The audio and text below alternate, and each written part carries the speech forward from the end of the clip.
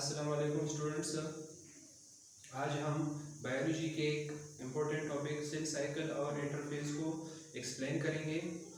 इस टॉपिक को एक्सप्लेन करने से पहले आपसे रिक्वेस्ट है कि अगर अभी तक आपने मेरे चैनल को सब्सक्राइब नहीं किया है तो काइंडली मेरे चैनल को सब्सक्राइब करें और साथ ही बेल आइकन पर भी क्लिक करें ताकि मेरी नई आने वाली वीडियोज़ की नोटिफिकेशन आपको मिल सके। अब हम अपने टॉपिक को एक्सप्लेन करेंगे। सेल साइकिल किसे कहते हैं? सेल साइकिल वो तमाम इवेंट्स होते हैं जिसकी मदद से एक सेल डिवाइड होता है, एक सेल तकसीम होता है। तो ये सेल साइकिल क्यों इम्पोर्टेंट है? ये इसलिए इम्पोर्टेंट है कि तमाम जितनी भी लिविंग ऑर्गेनिजम्स है उनमें रिप्रोडक्शन का अमल होता है, उनमें ग्रोथ का अमल होता है, उनमें रिपेयरिंग का अमल होता है। तो रिप्रोडक्शन, ग्रोथ, रिपेयरिंग के लिए सेल साइकिल इंतहाई इम्पोर्टेंट है और सेल साइकिल की मदद से ये तमाम प्रोसेसेस लिविंग ऑर्गेनिजम्स में होते हैं। तो सेल साइकिल एक प्रोसेस है और इस प्रोसेस में एक सेल डिवाइड होता है, एक सेल से या दो सेल्स बनते हैं या एक सेल से 4 सेल्स बनते हैं। और सेल साइकिल को हम दो स्टेजेस में डिवाइड कर सकते हैं। पहला जो स्टेज है या फेज है उनको हम इंटरफेज कहते हैं और दूसरे फेज को हम डिवीजन फेज कहते हैं। तो सबसे पहले सेल साइकिल में इंटरफेज का प्रोसेस होता है। इंटरफेज वो फेज होता है जिसमें सेल अपने आप को सेल डिवीजन के लिए प्रिपेयर करता है, अपने आप को सेल डिवीजन के लिए रेडी करता है, तैयार करता है। तो ये जो इंटरफेस का अमल होता है ये एक सेल डिवीजन के एंड से दूसरे सेल डिवीजन के स्टार्ट के दरमियान में जो दौरानिया होता है, पीरियड होता है, वो सेल साइकिल कहलाता है या इंटरफेस कहलाता है। तो एक सेल डिवीजन के एंड से दूसरे सेल डिवीजन के स्टार्ट के दरमियान में जो पीरियड होता है, जो दौरानिया होता है, वो इंटरफेस होता है। तो इंटरफेस को हम रेस्टिंग फेज भी कहते हैं और ये जो इंटरफेस होता है इसको हम 3 सब फेजेस में डिवाइड करते हैं।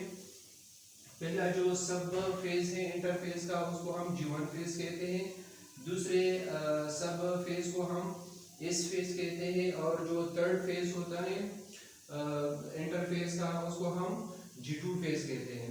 अब हम step by step in phases के इवेंट्स को डिस्कस करेंगे। G1 फेज सबसे लॉन्गेस्ट सब फेज होता है इंटरफेस का और इसमें सेल की ग्रोथ होती है। यानी जो जब एक सेल से 2 सेल्स बन जाते हैं, यानी एक सेल से जब 2 डॉटर सेल्स बन जाते हैं तो उनकी साइज कम होती है, उनमें ग्रोथ का अमल होता है, वो बढ़ते हैं। तो G1 फेज में सेल्स की ग्रोथ होती है यानी सेल्स बढ़ते हैं। दूसरा जो अहम काम G1 फेज में होता है वो ये होता है कि सेल के अंदर RNA बनती है, राइबोसोम्स बनते हैं और एंजाइम्स बनते हैं। तो ये काम भी सेल्स के अंदर G1 फेज में होता है। थर्ड जो इम्पोर्टेंट काम G1 फेज में होता है वो है सेल इंटरनल केमिकल चेंजेस से गुजरता है, यानी सेल्स के अंदर जो डॉटर सेल होता है उनमें कुछ इंटरनल केमिकल चेंजेस आते हैं जिसकी मदद से सेल या डॉटर सेल अपने आप को प्रिपेयर कर लेता है सेल डिवीजन के लिए। तो इंटरनल केमिकल चेंजेस भी G1 फेज में सेल के अंदर होते हैं। सेकंड जो सब फेज है इंटरफेस का उसको हम इस फेज कहते हैं। इस स्टैंड्स फॉर सिंथेसिस। सिंथेसिस का मतलब है फॉर्मेशन, बनाना या बनावट। तो इस फेज में सिंथेसिस होती है क्रोमोसोम्स की या DNA की, डुप्लीकेशन ऑफ क्रोमोसोम्स। इसका ये मतलब है कि ये जो इस फेज होता है इंटरफेस का, इसमें क्रोमोसोम्स की डुप्लीकेशन होती है, यानी ये जो सेल होता है, सेल के न्यूक्लियस के अंदर जो क्रोमोसोम्स होते हैं वो डीएनए के बने होते हैं। तो डीएनए की रिप्लिकेशन होती है, यानी जो डीएनए के मॉलिक्यूल्स होते हैं वो डबल हो जाते हैं और रिप्लिकेट हो जाते हैं, और फिर उन डीएनए मॉलिक्यूल्स के साथ प्रोटीन्स अटैच हो जाते हैं, और इसी तरह सेल्स के अंदर नए नए क्रोमोसोम्स बनते हैं। और इसी तरह सेल्स के अंदर जो न्यूक्लियस होता है उनमें क्रोमोसोम्स की डुप्लीकेशन होती है, क्रोमोसोम्स डबल हो जाते हैं। तो ये एक अहम इवेंट है जो इस फेज में होता है। दूसरा जो अहम काम सिंथेसिस फेज या इस फेज में होता है वो ये होता है कि सेल ग्रोथ कंटिन्यूज, यानी सेल की जो ग्रोथ होती है वो जारी रहती है। सेल की ग्रोथ G1 फेज में भी होती है, और ये जो ग्रोथ का अमल होता है ये इस फेज में भी कंटिन्यू रहता है, जारी रहता है। तो ये भी एक अहम इवेंट होता है इस फेज में। थर्ड जो इम्पोर्टेंट इवेंट होता है वो synthesis of proteins and enzymes which are involved in DNA synthesis. इस फेज में सेल्स के अंदर प्रोटीन्स और एंजाइम्स बनते हैं जो डीएनए सिंथेसिस के लिए ज़रूरी होते हैं। यानी जो डीएनए बनती है, डीऑक्सीराइबोन्यूक्लिक एसिड बनता है सेल्स के न्यूक्लियस में, तो उसके लिए प्रोटीन्स और एंजाइम्स चाहिए होते हैं। तो प्रोटीन्स और एंजाइम्स भी इस फेज के अंदर बनते हैं। जो थर्ड सब फेज है इंटरफेज का, उसको हम G2 फेज कहते हैं। G2 फेज में कौन सा इवेंट होता है? प्रिपरेशन ऑफ माइक्रोट्यूब्यूल प्रोटीन्स, यानी जो सेल्स होते हैं, सेल्स के अंदर माइक्रोट्यूब्यूल प्रोटीन्स बनते हैं। यानी माइक्रोट्यूब्यूल्स खास किस्म के प्रोटीन्स होते हैं जिनसे स्पेंडल फाइबर्स बनते हैं, और स्पेंडल फाइबर्स आगे सेल डिवीजन में उसका एक खास रोल होता है। उसकी मदद से क्रोमोसोम्स एक दूसरे से सेपरेट हो जाते हैं, या तो जो क्रोमोसोम्स होते हैं वो एक दूसरे से अलग हो जाते हैं, जो मियासिस सेल डिवीजन है उसमें, आगे हम इसको डिस्कस करेंगे मियासिस सेल डिवीजन में। या जो क्रोमेटिड्स होते हैं वो एक दूसरे से अलग हो जाते हैं माइटोसिस सेल डिवीजन में, वो भी इसी स्पेंडल फाइबर्स की मदद से होता है।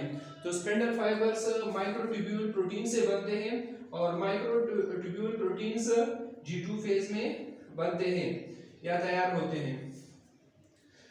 नेक्स्ट जो लास्ट इवेंट है इंटरफेस का वो है सेंट्रियोल रिप्लिकेशन, यानी जो सेंट्रियोल्स होते हैं वो डिवाइड हो जाते हैं।